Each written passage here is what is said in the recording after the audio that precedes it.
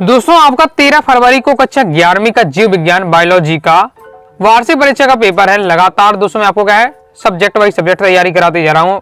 आज की इस वीडियो में दोस्तों मैं आपको जीव विज्ञान बायोलॉजी के 2 अंकी वाले अति महत्वपूर्ण प्रश्नोत्तर बताने वाला हूं। टॉप 50 क्वेश्चन मैं आपको बताऊंगा। ओके, 2 नंबर वाले सभी सिलेक्टेड रहेंगे। सॉल्यूशन के साथ बताऊंगा, समझाऊंगा। ओके, वीडियो को देखते देखते तैयार करते जाइएगा, क्योंकि जो मैं आपको बताने वाला हूं आपका यही एग्जाम में आपको देखने को मिलेगा। तो सच्ची मेहनत और संघर्ष ही एक सफलता की एकमात्र कुंजी है। जितने दोस्तों मैं आपको क्वेश्चन बताते जाऊं सभी का सॉल्यूशन अब 2 नंबर के हैं, शॉर्ट ही रहेगा। वीडियो को देखते देखते आपको तैयार करते जाना है, क्योंकि कम समय है बिल्कुल। ओके, तो अब आपको क्या है सीधे आपको क्वेश्चन को याद करते जाना है। पहला क्वेश्चन है, जीवों को वर्गीकृत क्यों करते हैं? जीवों को वर्गीकृत क्यों करते हैं? तो जीवों का वर्गीकरण निम्न उद्देश्यों की प्राप्ति के लिए करते हैं। पहला, अध्ययन की सुविधा अर्थात अध्ययन को सरल बनाता है। दूसरा, वर्गीकरण विकास की प्रक्रिया को समझने में क्या है सहायक होता है। तो मैंने आपका क्या है अध्ययन की हमें क्या है सुविधा होती है, अध्ययन को क्या है सरल बनाता है। सभी जीव अगर वर्गीकरण कर देंगे, जैसे आपका क्या है जो सब्जेक्ट है आपके 5 सब्जेक्ट होते हैं। यदि मान लीजिए एक ही सब्जेक्ट बना होता है और एक ही में सब सब्जेक्ट डाल दिए होते तो दिक्कत हो जाती पढ़ने में। इस टाइप से। नेक्स्ट है, द्विनिषेचन क्या होता है? तो पुष्पीय पौधों की परागकण नलिका में प्रजनन केंद्रक या प्रजनन कोशिका से 2 नर युग्मों का निर्माण होता है। निषेचन के दौरान एक नर युग्मक अंड या मादा युग्मक के संयोजन युग्मज बनता है तथा दूसरा नर युग्मक द्वितीयक केंद्रक से सहयोग करके त्रिगुणक केंद्रक बनाता है, जो भ्रूणपोष का निर्माण करता है। इस प्रकार दोनों नर युग्मक निषेचन क्रिया में भाग लेते हैं, इसलिए इस प्रक्रिया को क्या कहते हैं? द्विनिषेचन कहते हैं। नेक्स्ट बहुत ज्यादा महत्वपूर्ण क्वेश्चन है, और जितने क्वेश्चन बताऊंगा सभी एकदम सिलेक्टेड क्वेश्चन रहेंगे, तो सभी आपको क्वेश्चन को तैयार करना है, एक भी क्वेश्चन आपको नहीं छोड़ना है। ओके, और साथ ही से जो प्रीवियस ईयर में जो आपके क्वेश्चन आ चुके हैं वो भी आपके क्या है इसमें कवर किए गए हैं। मुनेरा जगत के 2 लक्षण लिखिए। मुनेरा जगत के 2 लक्षण कौन कौन से? पहला है, सभी मुनेरा कोशिकाएं सूक्ष्मदर्शी होती हैं। ओके, नेक्स्ट है, इसमें केंद्रक द्रव्य के चारों ओर क्या है केंद्रक काला नहीं होता है। तो ये आपको तैयार कर लेना है। नेक्स्ट दोस्तों हमारा क्वेश्चन है, शैवालों के प्रमुख लक्षण लिखिए। तो शैवाल के क्या लक्षण है? पहला है कि शैवाल समानता जलीय जीव है जो स्वच्छ एवं समुद्री जल में पाए जाते हैं, परंतु कुछ शैवाल असमान एवं विशिष्ट आवासों में पाए जाते हैं। दूसरा है, इनमें प्रजनन कायिका, अलैंगिक एवं लैंगिक 3 विधियों द्वारा होता है। कायिका प्रजनन विखंडन द्वारा, अलैंगिक प्रजनन जल बीजाणु और अचल बीजाणु द्वारा, लैंगिक प्रजनन समयुग्मी, असमयुग्मी और विषमयुग्मी प्रकार का होता है। जैसे पुष्प किसे कहते हैं? पुष्प किसे कहते हैं? तने या शाखाओं के शीर्ष अथवा पत्ती के कक्ष में उत्पन्न होने वाला वह रूपांतरित संघनित प्रवाह जो प्रजनन द्वारा फल एवं बीज उत्पादित करता है, क्या फूल या पुष्प कहलाता है। नेक्स्ट, पत्ती के 2 कार्य लिखिए। जितने क्वेश्चन एकदम सिलेक्टेड है, ये भी आपका क्या है प्रीवियस ईयर में आ चुका है। पत्ती के 2 कार्य क्या होते हैं? सिंपल है। पहला क्या है, प्रकाश संश्लेषण क्रिया द्वारा पौधों के लिए क्या भोजन का निर्माण करना। पत्तियों में क्या प्रकाश संश्लेषण क्रिया होती है, जिससे क्या भोजन का निर्माण होता है पौधों का। दूसरा, प्रकाश संश्लेषण एवं श्वसन के लिए विभिन्न गैसों का आदान प्रदान करना, और जो पौधे श्वसन करते हैं वो पत्तियों के रंध्रों के माध्यम से करते हैं। आगे नेक्स्ट हमारा क्वेश्चन है, टाइलोसिस क्या है? टाइलोसिस क्या है? तो कुछ पौधों की वाहिकाओं में गुब्बारे के समान अतिवृद्धियां दिखाई देती हैं, जिन्हें क्या टाइलोसिस कहते हैं। यह जाइलम की वाहिकाओं के चारों ओर की जीवित कोशिकाओं से वाहिकाओं की गर्ती में जीव द्रव्य के एकत्र होने से बनती हैं। पूर्ण विकसित टाइलोसिस में मंड, रेजिन, गोंद, टैनिन आदि पदार्थ पाए जाते हैं। जैसे मेढक के 2 श्वसनीय पेशिकाओं के नाम लिखिए। तो मेढक की 2 श्वसनीय पेशिका कौन कौन सी? पहला आपका है स्टेनोहाइड्रेट पेशिया, दूसरा आपका पेट्रोहाइड्रेट पेशिया। कोशिका को परिभाषित कीजिए, बहुत ज्यादा इंपॉर्टेंट है। कोशिका क्या कहलाती है? तो कोशिका संरचना जैविक इकाइयों की एक इकाई है जो पारगम्य झिल्ली से घिरी होती है। इसमें क्या है स्वतः जनन की क्षमता होती है। यह विभिन्न पदार्थों का वह सूक्ष्म संगठन रूप है जिसमें वे सभी क्रियाएं होती हैं, जिन्हें हम क्या सामूहिक रूप से क्या जीवन कहते हैं। ये क्या है आपका कोशिका संरचना की जैविक क्रियाओं की क्या इकाई है। नेक्स्ट हमारा क्वेश्चन है, मनुष्य के हृदय को पेशीय जनित क्यों कहते हैं? तो पेशीय जनित क्यों कहते हैं? हमारे हृदय में हृदय स्पंदन की उत्पत्ति विशिष्ट पेशीय तंतुओं से होती है, अतः इस कारण हृदय को क्या है पेशीय जनित हृदय कहते हैं। सिंपल है, क्या होता है जो हमारा हृदय का स्पंदन है की उत्पत्ति कहां से होती है? विभिन्न प्रकार की विशिष्ट प्रकार की पेशी तंतु से होती है, इसलिए इसे क्या है पेशीय जनित कहते हैं। नेक्स्ट, गोल्जी काय के 2 कार्य, ये भी इंपॉर्टेंट है। ओके, प्रीवियस ईयर में आ चुका है। गोल्जी काय के 2 कार्य कौन सा? पहला है, गोल्जी काय का मुख्य कार्य कोशिका स्त्राव है। प्रोटीन अणु संश्लेषित होकर एंडोप्लाज्मिक रेटिकुलम से गोल्जी काय में पहुंचकर सांद्रित होते हैं, अंत में कोशिका से बाहर निकाल दिए जाते हैं। दूसरा, गोल्जी काय कुछ स्त्रावी पदार्थों का भी संग्रहण करते हैं। नेक्स्ट हमारा दोस्तों क्वेश्चन है, ब्लैक मैन का सीमा कारक सिद्धांत। तो क्या होता है, जब किसी प्रक्रिया की तीव्रता अनेक स्वतंत्र कारकों द्वारा निर्धारित होती है, तब उस प्रक्रिया की दर सबसे कम मात्रा में उपस्थित कारक से ही क्या नियंत्रित होती है।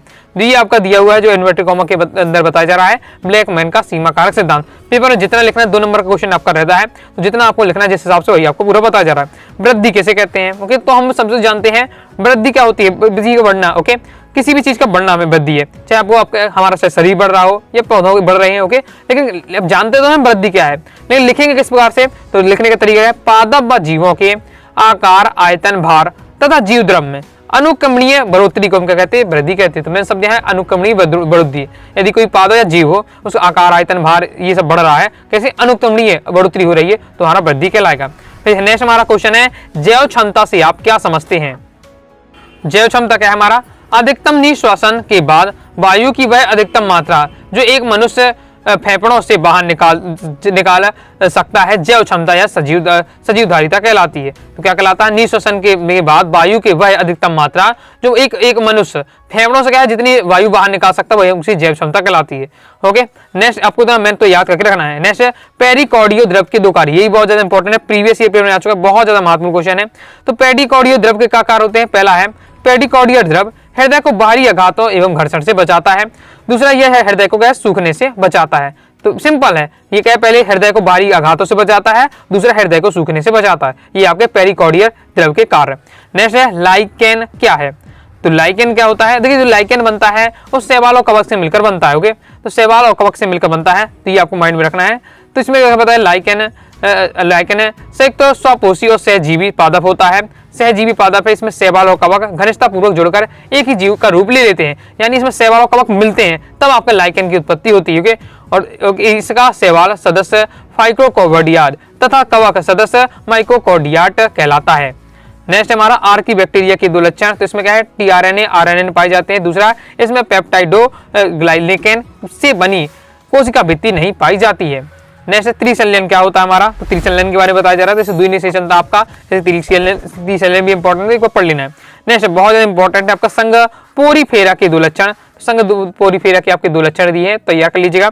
जैसे इस समूह के अधिकतम सदस्य समुद्री जल में उपस्थित चट्टानों में संलग्न पाए जाते हैं। इसकी कुछ प्रजातियां स्वच्छ जलीय कायों जैसे तालाबों व झीलों में पाई जाती हैं। दूसरा इसका शरीर प्राय अरीय सममित वाला होता है, कुछ प्रजातियों का शरीर असममित समिति युक्त भी होता है। पुष्पक्रम को परिभाषित कीजिए, तो पुष्पक्रम हमारा क्या होता है, पौधों के मुख्य अक्ष जैसे पुष्पाक्ष और पुष्पावली बंध पर लगने वाले पुष्पों के क्रम को क्या पुष्पक्रम कहते हैं। पुष्पक्रम यानी पौधों की जो मुख्य अक्ष पर लगने वाले जो पुष्पों का क्रम होता है वो पुष्पक्रम कहलाता है। सिंपल है। नेक्स्ट बहुत ज्यादा महत्वपूर्ण जड़ के दो कार्य, जिस प्रकार से पत्ती के दो कार्य भी उन्हें पढ़े, तो पत्ती के दो कार्य जड़ के कार्य तैयार करके रखना है, अक्सर पूछा जाता है। सिंपल है। और जड़ क्या करता है, पहले अवशोषण, अवशोषण यानी जड़ें भूमि से जल तथा खनिज लवणों का अवशोषण करके पौधों को प्रदान करती हैं।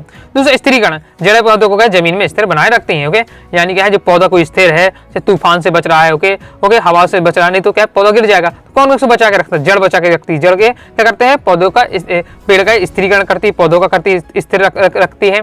दूसरा अवशोषण में क्या होता है कि अवशोषण जो पेड़ को क्या है खनिज चाहिए, जल चाहिए, वो कौन करता है, जड़ क्या है खींचकर क्या है पौधे को देता है। तो ये अवशोषण और स्थिरीकरण दो कार्य सिंपल है। सत्फल क्या है, सत्फल यानी ट्रू फल। ओके, और आगे अब क्लास 12 में जब जाएंगे तो असत्य फल अच्छे से पढ़ेंगे। ओके, तो ये सत्फल क्या है, जब फल का निर्माण के अंडाशय से होता है तब ऐसे फल को क्या है सत्फल कहते हैं।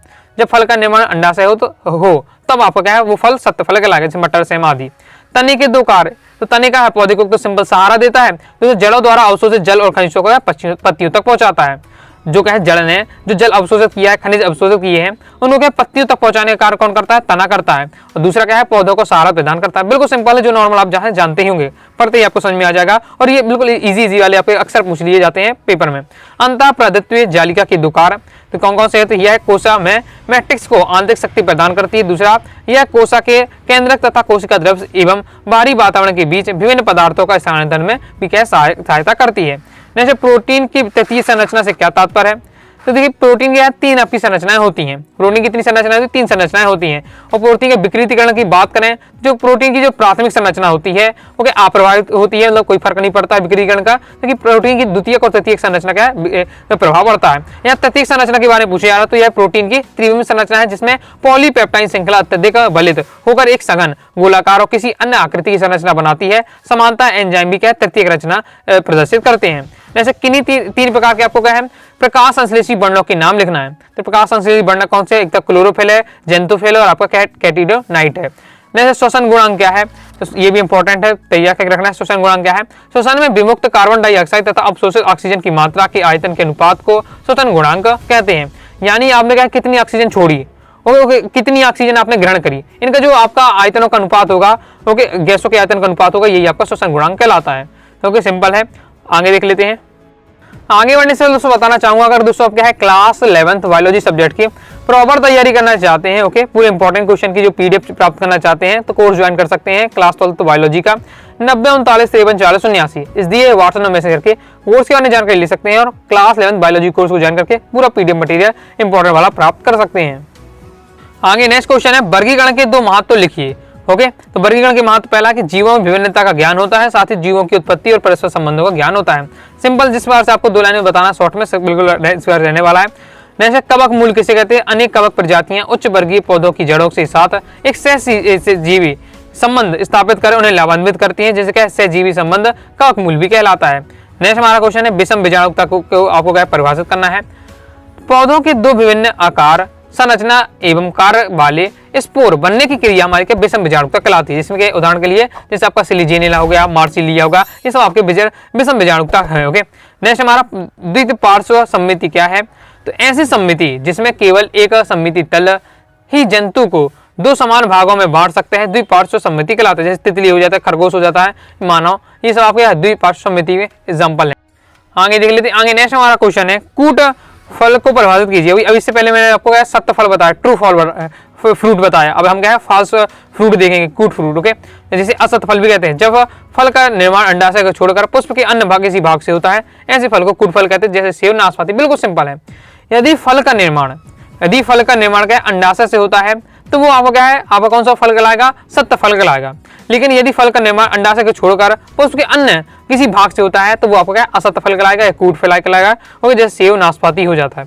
नेक्स्ट हमारा पर्ण विन्यास किसे कहते हैं, तो पर्ण विन्यास पौधे के मुख्य तने एवं उसकी शाखाओं पर पत्तियों के लगने के क्रम को क्या कहते हैं, पर्ण विन्यास कहते हैं। इसका नेक्स्ट हमारा क्वेश्चन है, पुष्प दल विन्यास क्या है। पुष्पासन पर उसी चक्र की अन्य इकाइयों के सापेक्ष बाह्य दल अथवा दल पर लगने के क्रम को क्या है, पुष्प दल विन्यास कहते हैं। अब नेक्स्ट है, मेढक की मूत्र वाहिनी के कार्य बताइए। तो नर मेढक की मूत्र वाहिनी मूत्र जनन नलिका का कार्य करती है, अर्थात ये मूत्र और शुक्राणु दोनों का वाहन करती है, जबकि मादा मेढक में शुक्र वाहिनी केवल मूत्र वाहन का कार्य करती है। कोशिका भित्ति के 2 कार्य बहुत ज्यादा इंपॉर्टेंट है, प्रीवियस ईयर में आ चुका है। तो पहला है कि यह कोशिकाओं की रक्षा करती है और निश्चित आकार बनाए रखती है। कोशिका भित्ति यानी कोशिका भित्ति यानी क्या, कोशिका के बाहर वाली बाउंड्री। तो पहले तो क्या है, कोशिका की रक्षा करेगी, बाहर वाली बाउंड्री है कोशिका की, तो कोशिका की रक्षा करेगी। दूसरा क्या, उसे निश्चित आकार दे देती है उसकी कोशिका भित्ति। नेक्स्ट है, यह कोशिकाओं का क्या यांत्रिक सहारा देती है, ये आपके कोशिका भित्ति के कार्य। नेक्स्ट क्वेश्चन हमारा, एंजाइम के 2 मुख्य गुण लिखिए। तो एंजाइम क्या है, इसमें उच्च पेरिकी की दक्षता पाई जाती है, इसमें उच्च स्तरीय की अति विशेषता पाई जाती है। जैसे विभेदन को परिभाषित कीजिए। सरल अविभेदित विभोजित ऊर्तकों से बनने वाली कोशिकाओं में किसी विशिष्ट कार्य के लिए होने वाले बदलाव को हम क्या कहते हैं, विभेदन कहते हैं। वृद्धि नियंत्रक से क्या है, तो हार्मोन कुछ विशेष प्रकार के कार्बनिक पदार्थ हैं जो वृद्धि संबंधी घटनाओं से संबंधित होते हैं, इसलिए इन्हें क्या है वृद्धि नियामक या क्या है आपका फाइटो हार्मोन, वृद्धि हार्मोन या वृद्धि कारक कहते हैं। ओके, नेक्स्ट फुफ्फुस आवरण के 2 कार्य लिखिए। ये इंपॉर्टेंट है, प्रीवियस ईयर में आ चुका है, पिछली साल आपका ये आ चुका है। ओके, वार्षिक परीक्षा में मतलब आ चुका है आपका, ये तो फिक्स है, तो इसलिए आपको अच्छे से तैयार करके रखना है, रिपीट हो सकता है। फुफ्फुस आवरण के 2 कार्य लिखिए। पहला कि इस गुहा में सिरमी द्रव भरा होता है जो दोनों भाग के नम एवं चिकना बनाए रखता है। दूसरा है फुफ्फुस आवरण फेफड़ों की सतह पर घर्षण को कम करने का कार्य करता है। लसिका के 2 कार्य इंपॉर्टेंट है आपका। लसिका के कार्य, रक्त के कार्य, लसिका और रक्त में अंतर, ये तो आपको क्या तैयार होना ही चाहिए। तो लसिका के कार्य क्या है, शरीर के उन स्थानों तक जहां रक्त की सूक्ष्म वाहिका नहीं होती है, वहां तक लसिका वाहिका ही क्या पोषण पहुंचाती है। बहुत सारे ऐसे स्थान है जहाँ रक्त नहीं पहुंच पाता है, रक्त नहीं पहुंचेगा तो फिर उन कोशिका को पोषण कैसे मिलेगा, तो फिर वहां लसिका पहुंचता है। ओके, दूसरा है लसिका तंत्र रक्त द्वारा छाने गए द्रव पदार्थों को वापस लाकर के रक्त में मिला देता है। नेक्स्ट सहजीविता का उदाहरण देकर सबको समझाना है। सिंपल है, सहजीविता जब 2 पौधे एक साथ रहते हुए इस प्रकार वृद्धि करते हैं कि दोनों एक दूसरे से लाभ होता है, तब इसे क्या सहजीवी पौधे कहते हैं या संबंधित सहजीविता कहलाता है। यानी इसमें क्या 2 पौधे होते हैं, सहजीविता यानी क्या, सह यानी होता साथ, जीवित यानी जीना, साथ जीने वाला। ओके, तो दो पौधे साथ साथ रहते हैं और साथ साथ क्या एक दूसरे को लाभ पहुंचाते हैं, वो आपका सहजीविता कहलाता है। जैसे लाइकेन का सबसे अच्छा उदाहरण है। लाइकेन में क्या कवक और शैवाल से मिलकर बनता है। लाइकेन क्या है, कवक और शैवाल से मिलकर बनता है। किस प्रकार से थोड़ा समझ लेते हैं। ओके, जैसे आपका ये आपका हो जाता है, आपका यहाँ से आपकी ये निकली इस प्रकार से शैवाल। ओके, और यहाँ आपका कवक रहता है इसके जस्ट नीचे, तब कवक को क्या पोषण नहीं, भोजन नहीं मिल पाता, तो ये शैवाल क्या होता है, प्रकाश संश्लेषण से अपना भोजन बनाता है, तो खुद भोजन करता ही है, साथ ही ये क्या कवक को भी भोजन दे देता है। कवक को भी भोजन दे देता है। ओके, इसको भी पोषण देता है। ओके, इसके बदले जो क्या है, जो कवक होता है, कवक इसे क्या है, जो नीचे से क्या है लवण है और पानी हो जाता है, लवण हो जाता है, वो सब क्या शैवाल को देता है। ओके, तो इस प्रकार से एक दूसरे की ये सहायता कर देते हैं और साथ साथ रहते हैं, इसलिए इसे संबंधों का कहते हैं सहजीविता का संबंध कहते हैं, और एक दूसरे को दोनों को लाभ पहुंचाते हैं। आगे नेक्स्ट हमारा क्वेश्चन है, वाइटोफाइटा को पादप जगत का उभयचर क्यों कहा जाता है। इंपॉर्टेंट है, और ऑब्जेक्ट में तो अक्सर पूछा जाता है कि किसे पादप जगत का उभयचर कहा जाता है, तो बायोफाइटा को कहा जाता है, याद रखना है। अब क्यों कहा जाता है, क्योंकि बायोफाइटा सबसे सरलतम असंवहनी पादप है, उन्हें पादप जगत का इसलिए उभयचर कहा जाता है क्योंकि इस वृद्धि एवं विकास, प्रजनांगों के विकास एवं निषेचन के लिए अत्यधिक नमी की आवश्यकता होती है। आगे नेक्स्ट देख लेते हैं। नेक्स्ट दोस्तों हमारा क्वेश्चन है, बायोफाइटा के दो आर्थिक महत्व लिखिए। तो कौन कौन से आर्थिक महत्व देख लेते हैं। तो पहला, जैसे मांस के सूखे पौधों को कांच की वस्तुएं, खिलौने तथा फलों आदि की सुरक्षा के लिए, पैकेजिंग के लिए उपयोग किया जाता है। दूसरा है, मकानों तथा बागों की सुंदरता के लिए मांस व लॉन्स लगाए जाते हैं। ये आपके बायोफाइटा के दो आर्थिक महत्व के। नेक्स्ट है, अंड जनक को परिभाषित कीजिए, एक उदाहरण देना है। तो अंड जनक क्या है, वे जंतु जो है अंडे देते हैं, वो आपके अंड जनक कहलाते हैं। जैसे प्लीपस हो गया आपका, इकिडाना हो गया, ये सब। ओके, नेक्स्ट है आपका बीजांड को परिभाषित कीजिए। अंडाशय के भीतर बीजांड के लगने के क्रम को क्या हम बीजांड विन्यास कहते हैं। बीजांड विन्यास को परिभाषित करना था, तो बीजांड विन्यास क्या होता है, अंडाशय के भीतर बीजांड के जो लगने का क्रम होता है बीजांड विन्यास कहलाता है। नेक्स्ट है, मेल पिग्नी नलिका के कार्य लिखना है। तो ये पहला है कि मेल पिग्नी नलिका कीटों जैसे तिलचिड्ढे की में उत्सर्जन का कार्य करती है। दूसरा क्या है, ये नाइट्रोजनी अपशिष्ट पदार्थों का अवशोषण करके उन्हें जैव रासायनिक क्रिया द्वारा यूरिक अम्ल में परिवर्तन कर देती है। यूरिक अम्ल पश्चांतर द्वारा निष्कासित कर दिया जाता है। जैसे पुंज फल की परिभाषा कीजिए। ओके, तो इसे आपको देख लेना है, कम इंपॉर्टेंट है। नेक्स्ट है, समपणिकता से आप क्या समझते हैं। तो वह स्थिति जिसमें पौधों की अभिमुखी पत्तियों में से एक पत्ती बड़ी तथा दूसरी छोटे आकार की होती है, असमपणिका कहलाती है। असमपणिका यानी जो समान ना हो, पणिका नहीं पत्ते, समान पत्ते ना हो, एक छोटा और बड़ा हो, तो वो आपका असमपणिका कहलाता है। नेक्स्ट हमारा क्वेश्चन है, प्रोकैरियोटिक कोशिका से आप क्या समझते हैं। इंपॉर्टेंट है, प्रोकैरियोटिक कोशिका, यूकैरियोटिक कोशिका क्या होती है, ये तैयार करके रखना है, साथ ही इनमें अंतर आपको तैयार करके रखना है, अक्सर पूछा जाता है। तो ऐसी कोशिकाएं जिसमें केंद्रक के चारों ओर केंद्रक झिल्ली तथा पूर्ण विकसित कोशिकांग जैसे माइटोकॉन्ड्रिया, लवक, गोल्गी आदि का अभाव होता है, प्रोकैरियोटिक कोशिका कहलाती हैं। इन कोशिकाओं में क्या है, केंद्रक झिल्ली की अनुपस्थिति होने के कारण केंद्रक में पाए जाने वाले पदार्थ जैसे न्यूक्लिक अम्ल आदि सीधे कोशिका द्रव्य के संपर्क में रहते हैं।